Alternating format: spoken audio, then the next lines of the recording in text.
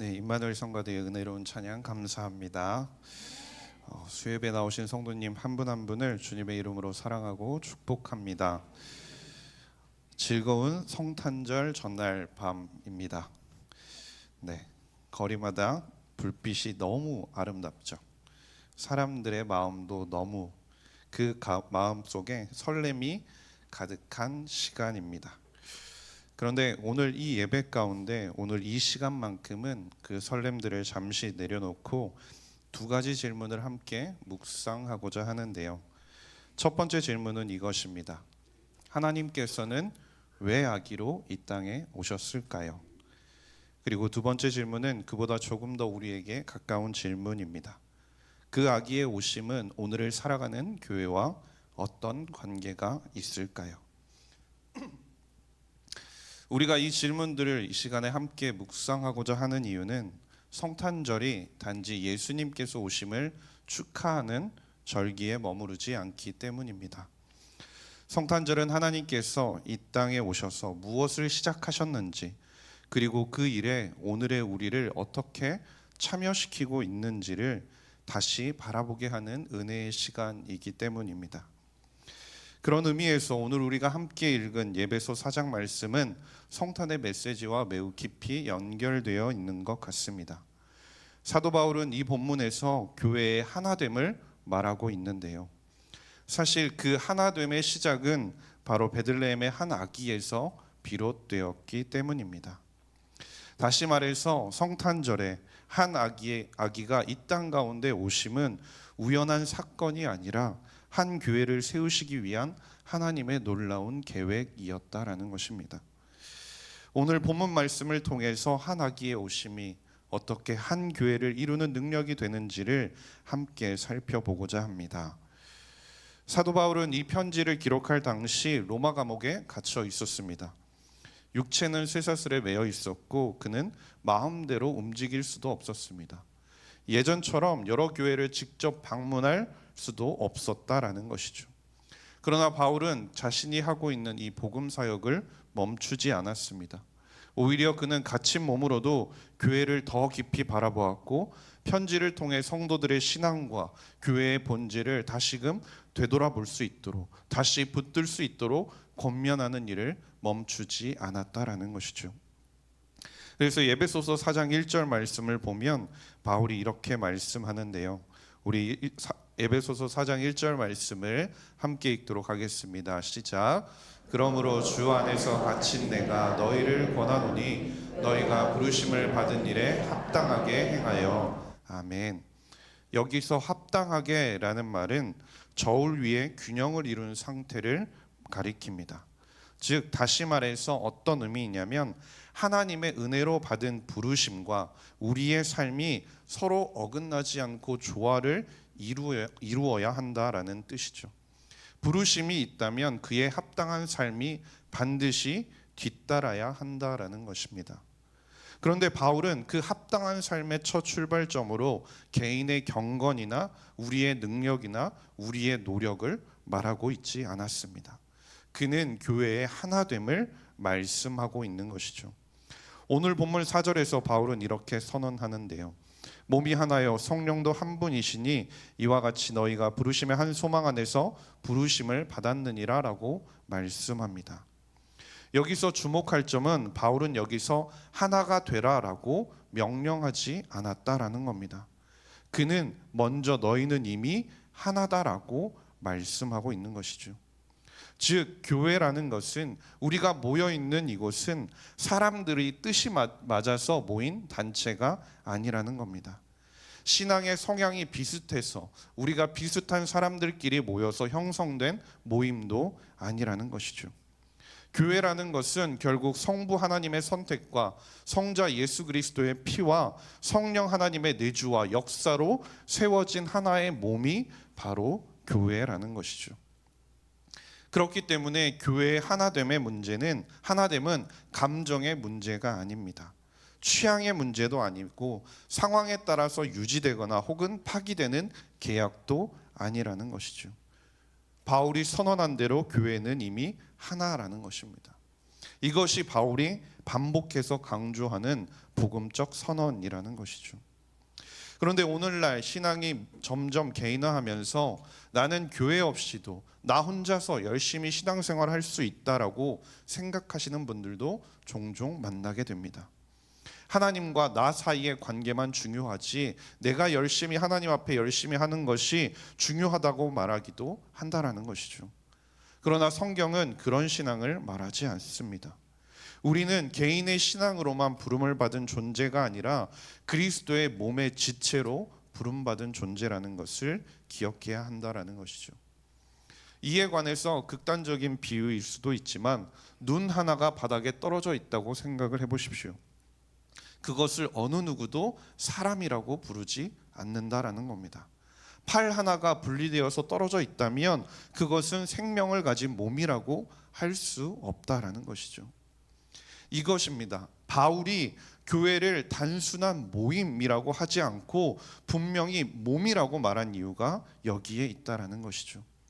몸은 취향에 따라서 내가 원하는 사람들, 내가 모이고 싶은 사람들, 내가 함께하고 싶은 사람들이 모여서 선택적으로 결합된 조직이 아니라는 것입니다.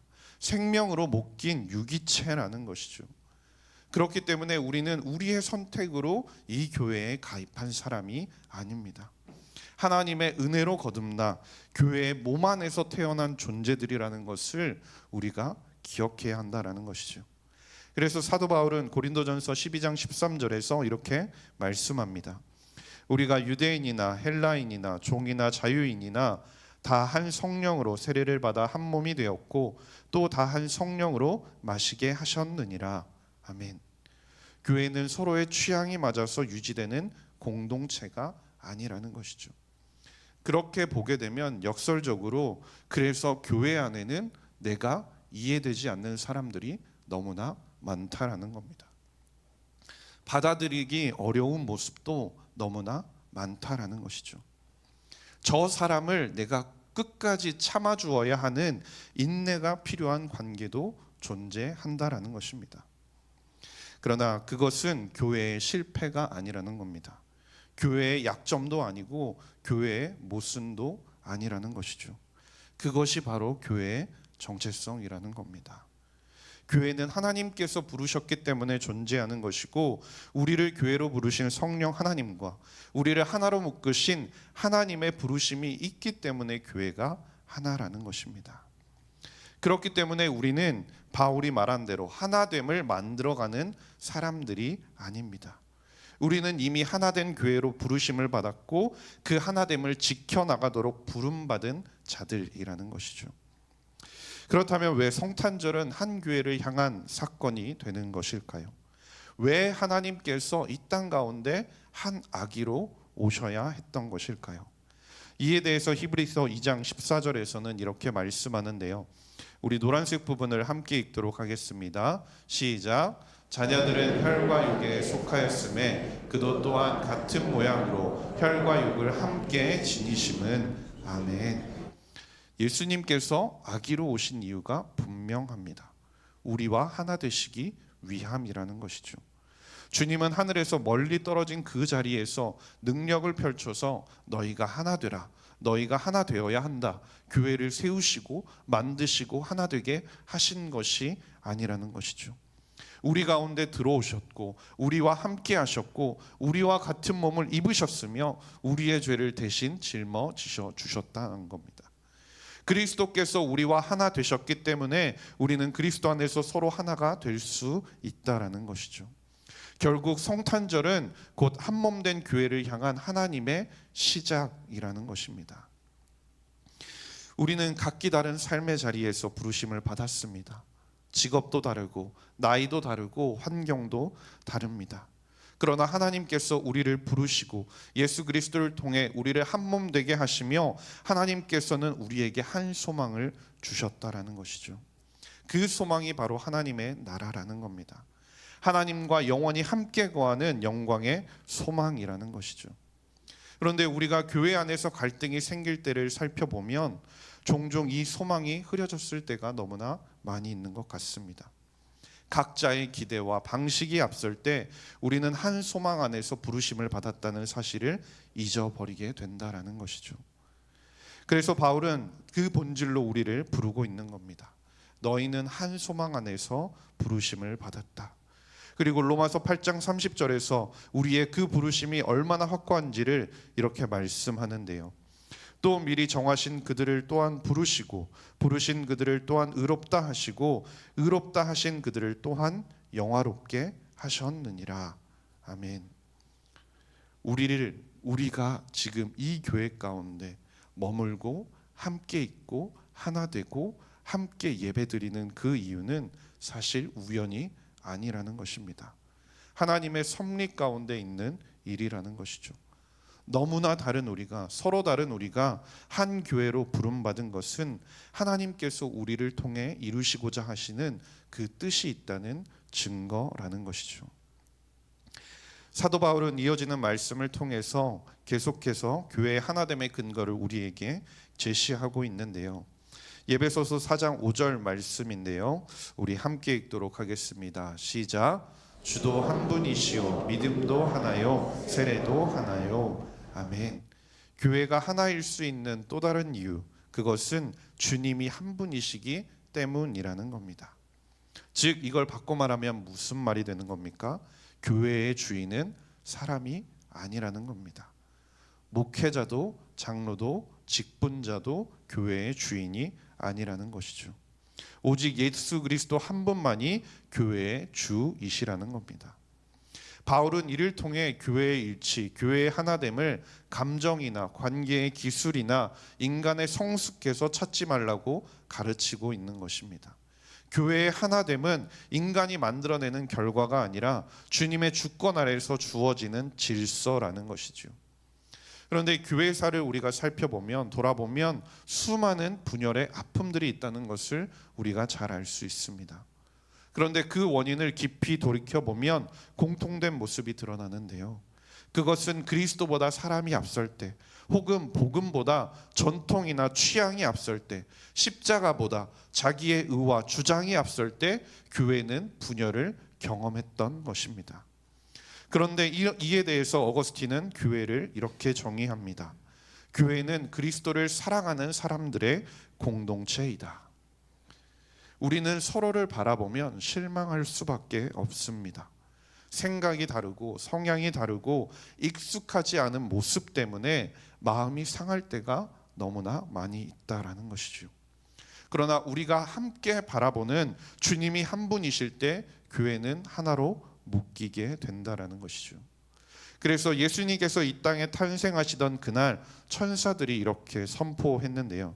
누가복음 2장 11절 말씀인데요. 우리 함께 읽도록 하겠습니다. 시작.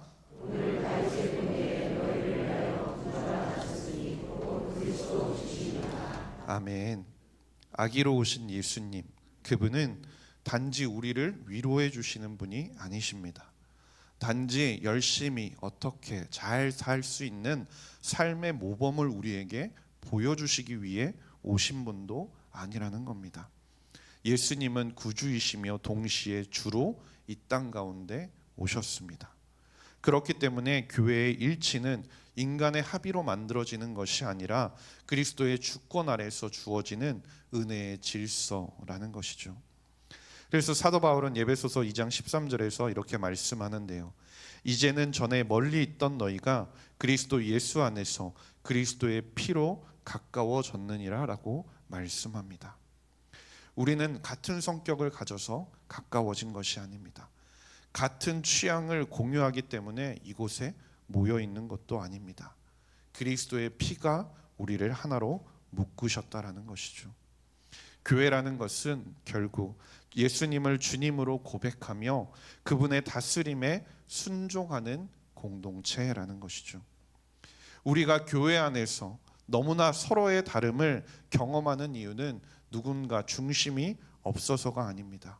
오히려 중심이 너무나 분명하기 때문입니다. 그 중심이 누구십니까? 예수 그리스도라는 겁니다.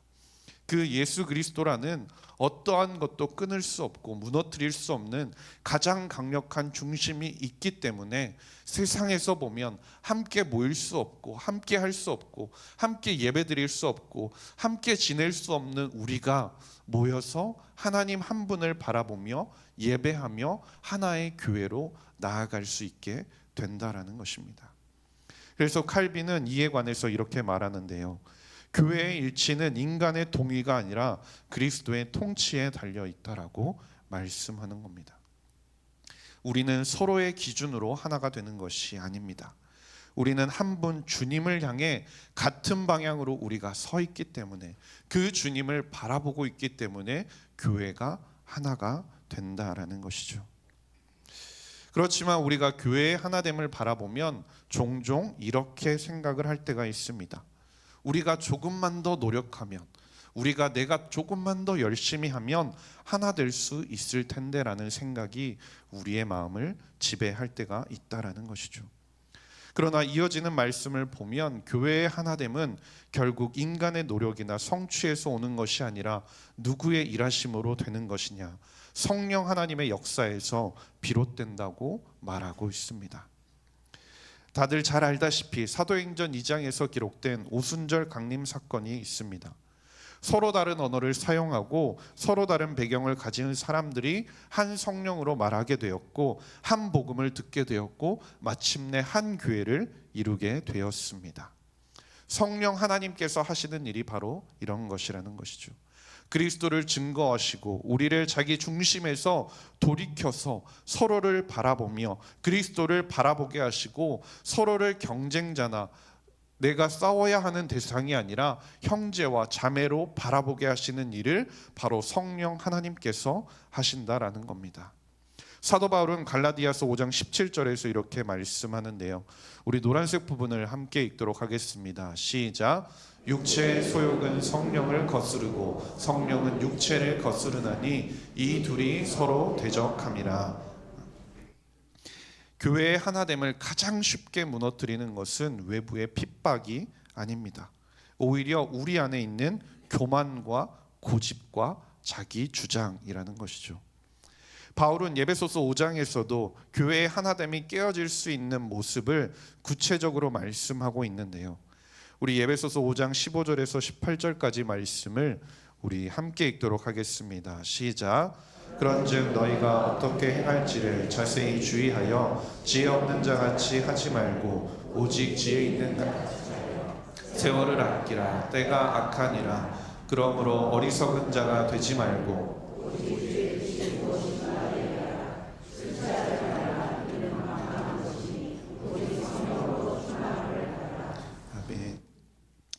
여기서 보시면 바울이 말하는 하나됨을 가로막는 모습들의 특징은 특별한 죄악이 아닙니다. 지혜 없이 살아가는 삶, 어떻게 행할지를 살피지 않는 삶, 시간을 함부로 사용하는 삶, 주님의 뜻을 분별하지 않는 어리석음, 자기 통제를 잃은 방탕함들이 하나됨을 해친다라는 것이죠. 이러한 삶의 특징은 분명합니다. 성령의 충만함이 아니라 다른 것에 지배당하는 삶이라는 것이죠. 그래서 바울은 분명히 말씀하는데요. 예배소서 5장 18절 말씀에 술 취하지 말라. 이는 방탕한 것이니 오직 성령으로 충만함을 받으라라고 말씀합니다. 결국 바꿔 말하면 우리가 성령으로 충만하지 않으면 우리는 결국 자기 뜻대로 살아갈 수밖에 없다라는 것이죠. 결국 자기 뜻대로 살아갈 때 교회의 하나됨을 지키는 것은 불가능하다라는 것입니다. 그렇기 때문에 우리는 혹여라도 나는 괜찮다, 나는 잘하고 있다라고 생각하기보다는 나도 성령의 인도하심을 받지 않으면 나도 누군가에게 상처 줄 수 있고 넘어뜨릴 수 있고 교회의 하나됨을 무너뜨릴 수 있는 사람이다라는 사실을 겸손히 인정해야 한다라는 것이죠. 그리고 날마다 성령 하나님의 충만하심을 구해야 한다라는 것입니다. 그렇다면 이제 우리가 예수님의 오심을 기다리는 성탄절 전날 밤 한 해를 돌아보며 조심스럽지만 정직하게 한 가지 질문을 해봤으면 좋겠습니다. 우리는 교회를 생각하며 혹시 우리보다 내가 앞서지는 않았는지요? 다른 성도들을 볼 때 기도보다 판단이 먼저 나오지는 않았습니까? 혹여나 교회 가운데서 불편함이 생겼을 때 기다림보다, 대화보다 결국 그 자리를 회피하고 떠남으로 문제를 해결하려 하지는 않으셨습니까? 이 질문들은 결국 우리를 불편하게 하려는 질문이 아닙니다. 누군가를 정죄하기 위한 질문도 아닙니다. 성령님께서 교회를 다시 새롭게 하시기 위해, 하나됨을 깨닫게 하시기 위해 우리 각자의 마음을 비추시는 질문이라는 것이죠. 우리는 여전히 서로 다릅니다. 그리고 그 다름은 앞으로도 계속 될 것입니다. 교회의 하나됨은 우리가 서로를 완벽하게 이해할 때 이루어지는 것이 아닙니다. 우리의 하나됨은 우리 모두가 동일하게 하나님의 은혜로 살아가고 있는 사람이라는 그 사실을 기억하며 나아갈 때 이루어진다라는 것이죠. 우리는 여전히 서툽니다. 아직 넘어집니다. 아직 배워가는 중입니다. 그러나 우리는 같은 아버지를 둔 형제 자매라는 것이죠. 그래서 사도 바울은 로마서 14장 1절에서 이렇게 권면하는데요. 믿음이 연약한 자를 너희가 받되 그의 의견을 비판하지 말라. 교회는 강한 사람들만 모인 공동체가 아닙니다. 은혜가 필요한 사람들이 함께 모인, 함께 부름받은 공동체라는 것을 기억할 수 있기를 바랍니다. 그래서 종교개혁자 칼빈은 그 교회에 관해 이렇게 말하는데요. 교회는 어머니와 같아서 흠이 있음에도 떠날 수 없는 곳이다라고 말하고 있습니다. 교회는 완벽해서 하나가 아닙니다. 그리스도께서 붙들고 계시기 때문에 하나라는 것이죠.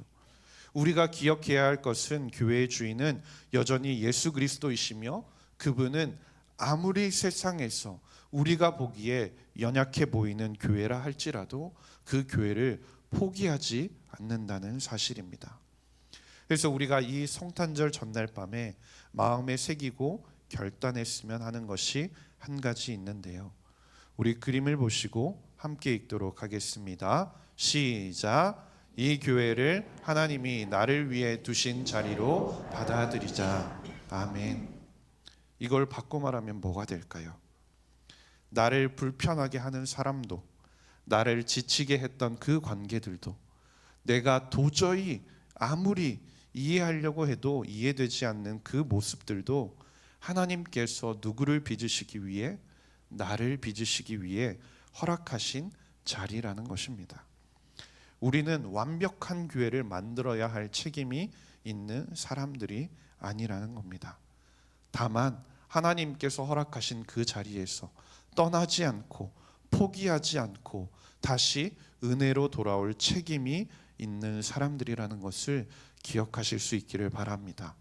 성령께서 하나 되게 하신 이 교회를 성령 안에서 끝까지 지켜나가는 것이 바로 우리에게 맡겨진 믿음의 순종임을 기억할 수 있기를 간절히 소망합니다. 주 안에서 사랑하는 석관종합교회 성도님 여러분, 하나님께서는 그 한 아기는 완성된 사람들 가운데, 완벽한 사람들 가운데 오시지 않으셨습니다. 흠없는 공동체를 선택하셔서 그 가운데 성육신 하신 것도 아닙니다.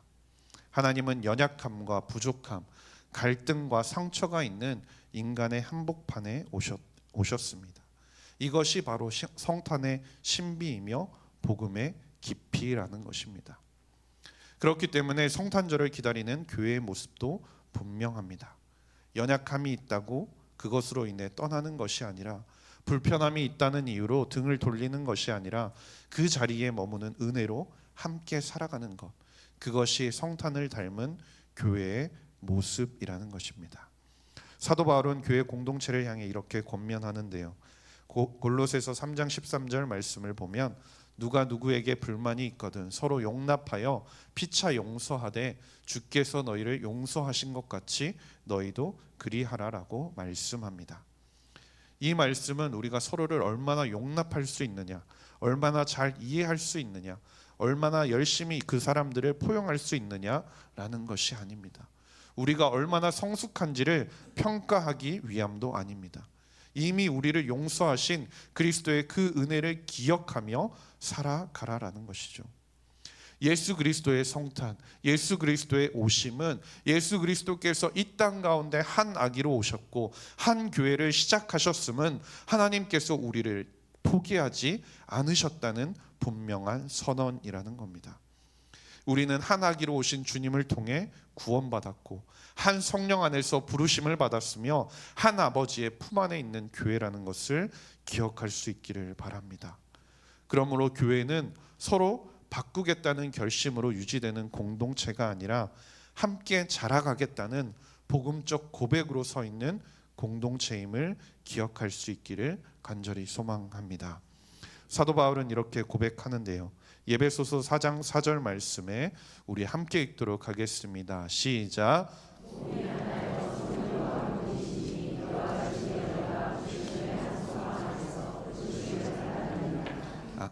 아멘. 우리가 붙드는 그 한 소망, 하나님께서 주신 우리에게 주신 그 소망은 우리가 더 큰 교회가 되는 것이 아니라는 겁니다. 더 편안한 교회가 되는 것이 아니라는 것이죠. 그리스도의 몸으로 더욱 충만해지는 교회, 그것이 성탄절이 우리에게 주는 참된 소망이라는 것입니다. 이를 위해 우리가 기다리는 분은 단 한 분이십니다. 우리의 문제보다 크시고 우리의 차이를 넘어 하나 되게 하시는 분, 그리고 오늘도 교회의 머리로 서 계신 예수 그리스도라는 것이죠. 한 아기가 오셨습니다. 그리고 그 아기는 십자가로 가시며 부활하셨고 성령을 보내셨고 지금도 하나의 교회, 석관중앙교회를 세워가고 계신다라는 것입니다. 간절히 바라기는 이 은혜의 소망을 기억하며 우리가 한 가지를 실천해 볼 수 있으면 좋겠습니다. 우리 그림을 보시고 우리 함께 읽도록 하겠습니다. 시작. 반담보다 기도를 먼저 선택합시다. 거리두기보다 한 번 더 품어봅시다. 떠남의 이유를 찾기보다 머무를 은혜를 구합시다. 바꾸려 하기보다 함께 자라가기를 선택합시다. 아멘. 이 모든 것들이 우리의 인간적인 노력이나 열심이 아니라 우리가 받은 그 성탄의 은혜 가운데, 소망 가운데 믿음의 응답이 될 수 있기를 간절히 소망합니다. 그래서 한 아기, 한 교회, 한 주님, 한 소망의 은혜가 석관중앙교회 모든 성도님들 가운데, 그리고 각 가정 위에 충만히 임하는 복된 성탄절 전날 밤이 될 수 있기를 주님의 이름으로 간절히 소망합니다. 이 시간 함께 찬양하고 기도하겠는데요. 우리 함께 지어져 가네 찬양 함께 고백하시겠습니다.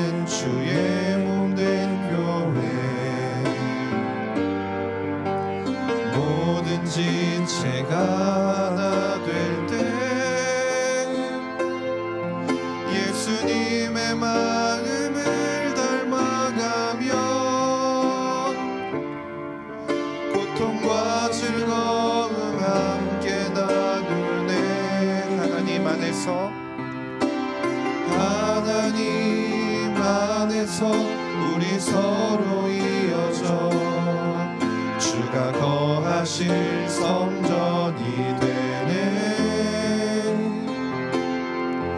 모퉁이 돌 되신 예수와 하나 되게 하신 성령 안에 함께 지어져 가네. 하나님 안에서 우리 서로 이어져 하나님 안에서 우리 서로 이어져 주가 거하실 성전이 되네. 모퉁이 돌 되신 예수와 하나 되게 하신 성령 안에 함께 지어져 가네. 하나님 안에서 우리 서로 이어져 하나님 안에서 우리 서로 이어져 주가 거하실 성전이 되네. 모퉁이 돌 되신 예수와 하나 되게 하신 성령 안에 함께 우리 마지막으로 한 번 더 고백하겠습니다. 하나님 안에서 우리 서로 이어져 하나님 안에서 우리 서로 이어져 주가 거하실 성전이 되네. 모퉁이 돌 되신 예수와 하나 되게 하신 성령 안에 함께 지어져 가네. 우리 시간 함께 기도하기를 원하는데요.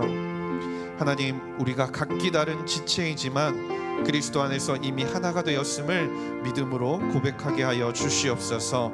하나님, 다른 지체를 향해 판단보다 기도를 먼저 선택하는 성도가 되게 하여 주시고 불편함과 차이 속에서도 쉽게 물러서지 않고 그대 안에 머물며 함께 지어져가는 믿음을 허락하여 주시옵소서. 하나님, 그리하여 우리가 더 편한 공동체가 아니라 더 거룩한 공동체를 사모하게 하시고 석관중앙교회 전체가 그리스도의 몸으로 자라가는 은혜를 주님께서 더하여 주시옵소서. 주님의 이름 한번 부르신 이후에 통성으로 함께 기도하겠습니다.